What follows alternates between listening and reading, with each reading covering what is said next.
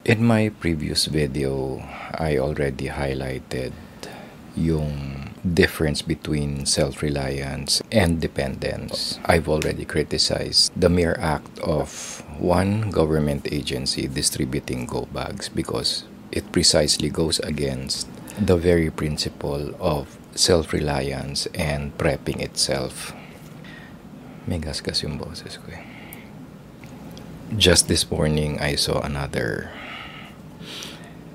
comedic post of the same prepper group na sinasabing, let's hope and pray. Ang galing, di ba? Prepper group kayo, pero let's hope and pray. Now, I do not mean to offend any religious group or any people of faith, pero as preppers kasi, or kung tinatawag niyong prepper mga sarili niyo, bakit ka magsasabing let's hope and pray?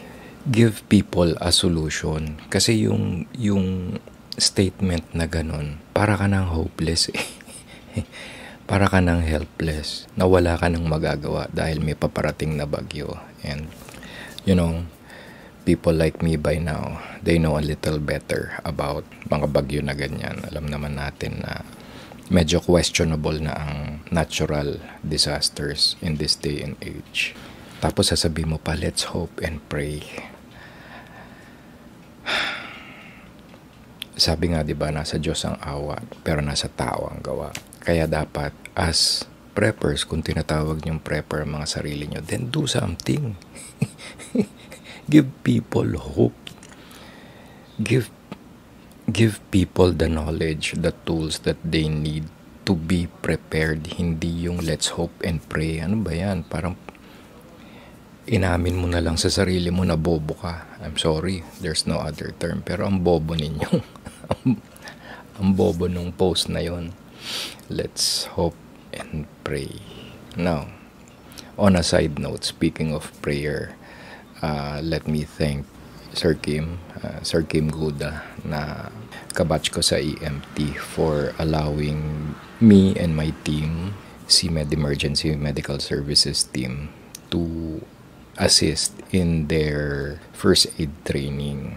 Salamat po, Sir Kim, for giving me the opportunity to share whatever little na kaya kong maitulong sa mga emergency response groups dyan sa Valenzuela area. And I'm glad na kahit paano, you know, I felt from the students na may natutunan sila. So, you know, as a teacher, as someone who's an advocate of safety and survival, nakakatuwa na meron akong natutulungan na gano'n. And I don't really mind kung pagod na pagod ako. Kasi nakipagbuno ako dun sa yung CPR demo. Medyo masyonda na eh. Sumakit na yung likod ko, kaya okay lang, at least na-prove ko sa kanila na medyo nasa performance level pa tayo kahit paano. Hirap na, pero laban pa rin. So, para dun sa mga emergency response groups na nahawakan namin sa Valenzuela, keep it up and good luck, guys.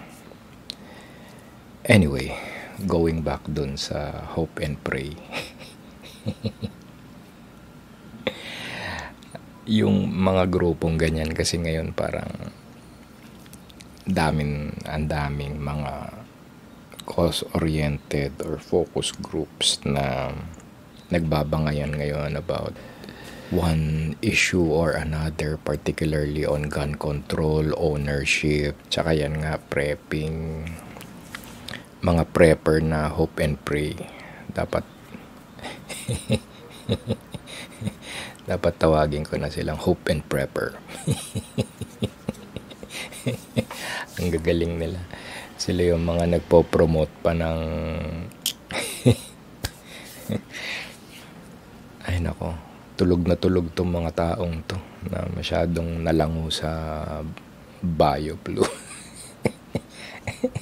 Nalango sa paracetamol at kung ano-anong tinurok sa katawan.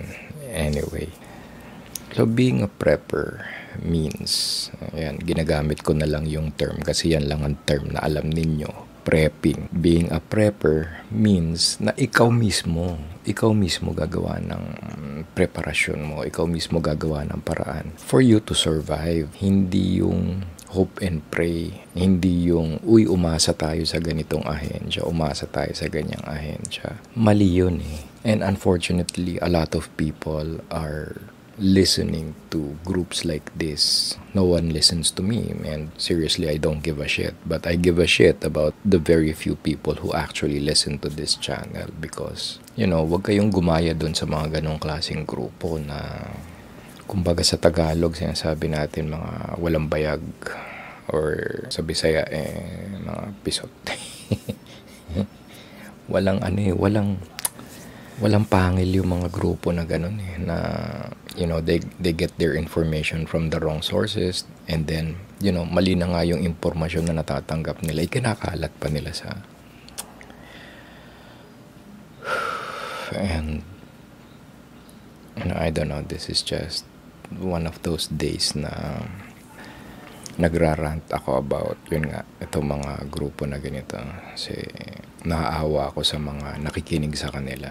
Intellectual level ng mga tao ngayon, they would practically go for anything. But anyway, this is addressed more to people like me who use their brains. Yung mga natitirang mga tao dyan na gumagamit pa ng kanilang brains, wag kayong gagaya sa mga grupo na ganito na hope and pray. Merong prayer, pero yung iasa mo sa dasal, yung iyong kaligtasan, medyo malaking bullshit naman yun.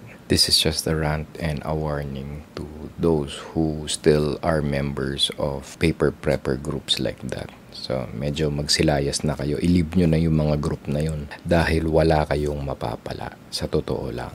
It's not that I'm promoting myself, diba? Parang it's a free country, it's a free world. Option nyo yung makinig. Pero kung meron man kayong pagkukuhanan ng impormasyon, siguraduhin nyo na maayos yung impormasyon na nakukuha nyo. Hindi yung mga hope and pray na lang. Gets nyo? At any rate, pasensya na sa medyo na iba tayo. Nag-rant ako ng konti. That's been the long and the short of it. This has been Abs Abando for Manila Sentinel Raw. Wag maging bobo. Flight 100, maintain runway heading, climb 3,000 feet, runway 13, clear for immediate takeoff.